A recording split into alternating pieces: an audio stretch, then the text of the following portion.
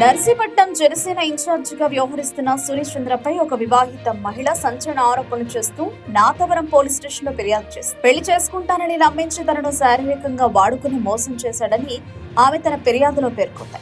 ఫిర్యాదు ప్రకారం సురేష్ చంద్ర తనతో సన్నిహితంగా వ్యవహరిస్తూ పెళ్లి హామీ ఇచ్చాడని, ఆ నమ్మకంతోనే తనను మోసం చేశాడని బాధిత మహిళ ఆరోపించింది. అంతేకాదు, తన భర్తను చంపేస్తానని బెదిరించి విడాకులు ఇప్పించి తన కాపురాన్ని పూర్తిగా పాడు చేశాడని తెలిపింది.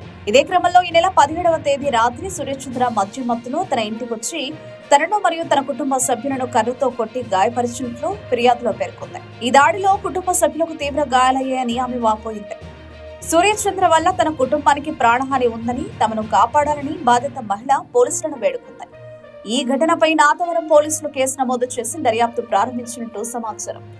రాజకీయంగా ప్రాధాన్యం ఉన్న వ్యక్తిపై వచ్చిన ఈ ఆరోపణలు స్థానికంగా తీవ్ర చర్చకు దారితీస్తున్నాయి. ఈ వ్యవహారంలో పూర్తి నిజానిజాలు దర్యాప్తు అనంతరం వెలుగులోకి రావాల్సి ఉందని పోలీసులు తెలిపారు.